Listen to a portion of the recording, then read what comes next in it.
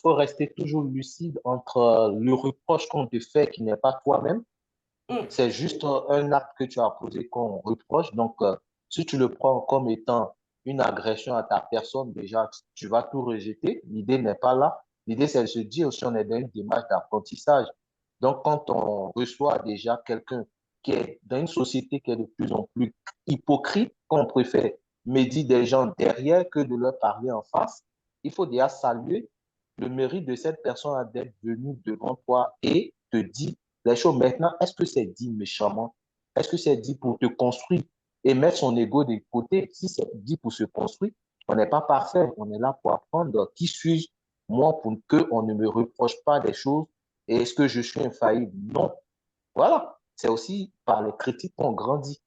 C'est par les critiques qu'on se construit. Donc, voilà, faut faire vraiment la part des choses. Parce que souvent, les gens leur reprochent des trucs et rapidement, ils en font une affaire personnelle.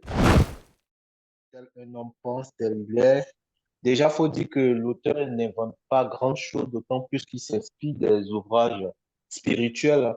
Voilà, dans les grands livres sacrés, il y a ce passage-là aussi qui est mis, mais c'est dit autrement, tel un homme pense à son cœur, tel il est. Voilà. Donc, en nous parlant de cela, il nous parle ici du pouvoir de la pensée. L'auteur donc démontre comment dans le monde de la pensée, chacun de nous détient la clé de la situation qu'il vit actuellement, des circonstances qu'il vit, qu'elles soient bonnes ou mauvaises.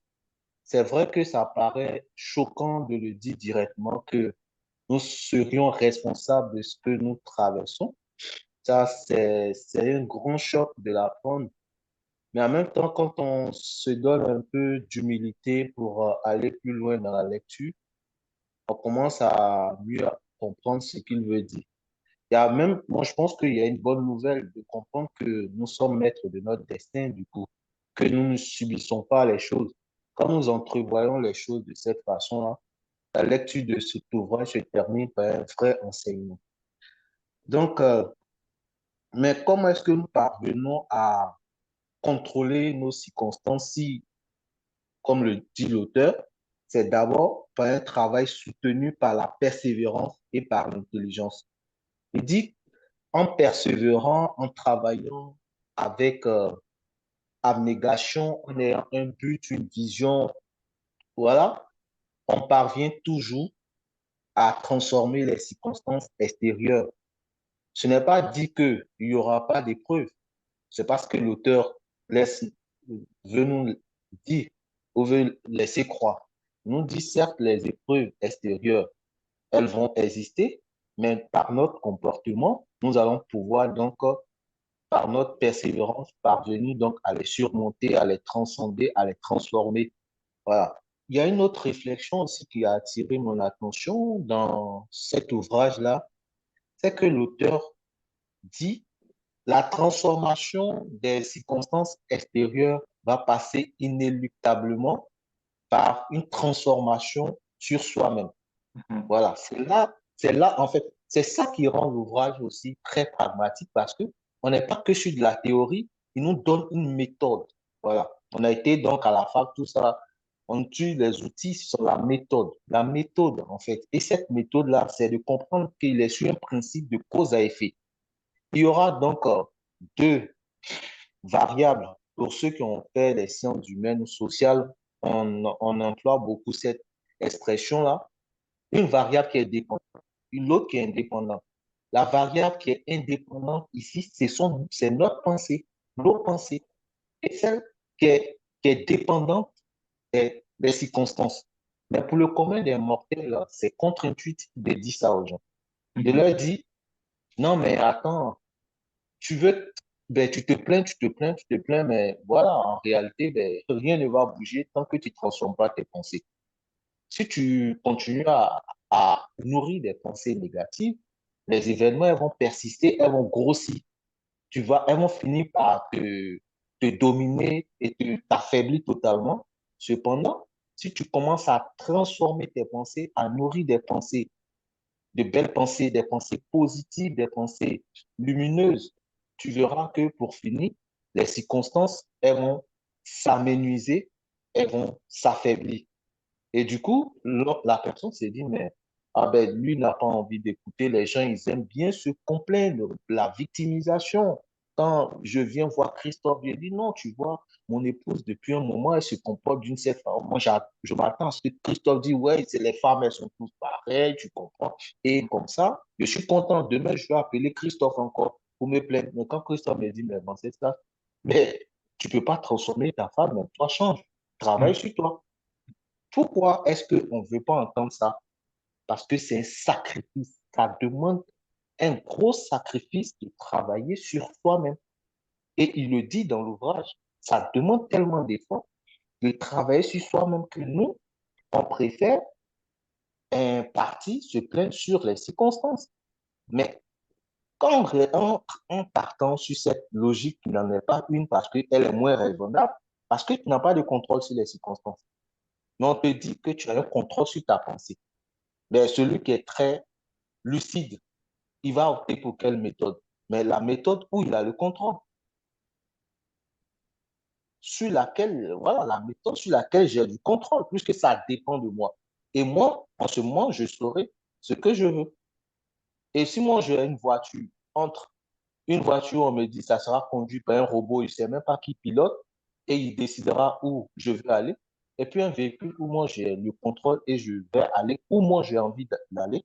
Pourquoi je vais opter pour tout si ce n'est que quelque part, je ne me fais pas confiance et que je veux mettre là, puisque je ne me fais pas confiance, je ne veux pas porter la responsabilité de la conduite que de prendre l'autre méthode. Et c'est tout dans cette situation que on se trouve en fait.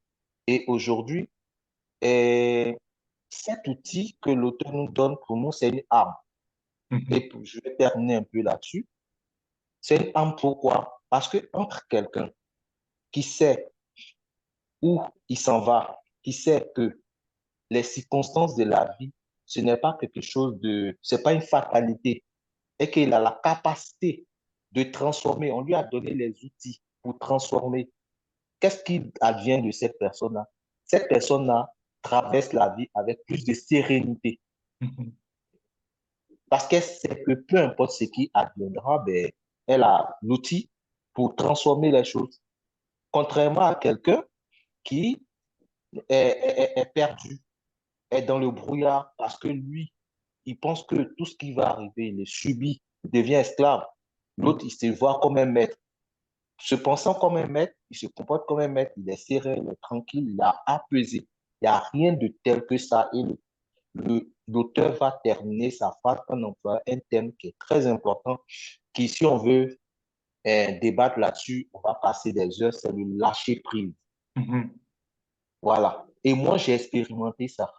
Je suis arrivé en France d'une forme de turpitude où je forçais le truc, hyper stressé pour truc. Et puis, un moment, quand j'ai découvert ce lâcher prise-là, j'ai lâché et j'ai vu mes performances se décupler.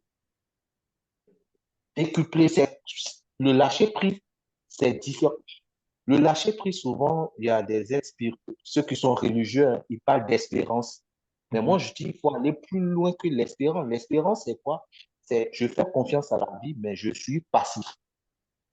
Il y a un être suprême qui va tout faire pour moi. La persévérance, c'est que la vie, elle me veut du bien, mais je suis collaborateur avec la vie. C'est ensemble qu'on va co-construire en fait quelque chose. La vie fera sa part, moi je ferai ma part. Donc, je suis dans une foi où je suis sûr que les choses seront toujours meilleures pour moi, mais je suis dans l'action. Mhm. C'est pour ça que la notion de persévérance, elle paraît très importante. Et donc, pour terminer, ce que je vais dire, c'est totalement différent de l'ouvrage, mais j'ai lu rapidement, j'ai une situation. Je ne sais pas, peut-être quelqu'un va se dire, ça fait un an qu'il est dans le club de lecture, il lit des livres, on partage des trucs, mais les choses n'avancent pas comme il veut et les choses ne changent pas. Peut-être même son entourage lui dit, mais depuis tu lis les livres de développement personnel, moi, je vois pas, tu n'as pas vraiment changé. Je veux dire à cette personne ou me dire à moi-même ou dire à Christophe que il y a une anecdote entre un sage et son élève. Le sage, le sage Une fois, l'élève a dit, mais moi, je passe mon temps à lire des livres, mais les choses n'avancent pas. J'ai comme l'impression que je suis pareil, et je retiens même pas 10% de ce que j'ai lu. Une fois, ils arrivent devant une rivière et le sage donne une passoire à son élève d'aller puiser dans la rivière. Une passoire un peu sale. Il puise, le temps d'arriver vers le sage, il n'y a plus d'eau. Mais comme il est c'est un élève très poli, il continue à obtempérer et l'ordre de son maître. Donc, à un moment, il est fatigué et puis il dit au maître, mais moi, je pense pas qu'il peut te ramener de l'eau, ça suffit, quoi. Le maître dit, regarde la passoire, comme elle est devenue très propre. Il dit, mais qu'est-ce qui s'est passé? Il dit, mais au fur et à mesure qu'il plongeait la passoire dans la rivière, elle a fini par devenir propre. Il dit, c'est comme ça que tes livres que tu lis, tu as l'impression de ne pas retenir, elles sont en train de purifier ton âme. Donc, tu deviendras la meilleure version de toi-même. Reste et observe. Restons donc dans la persévérance et travaillons. Voilà, merci bien.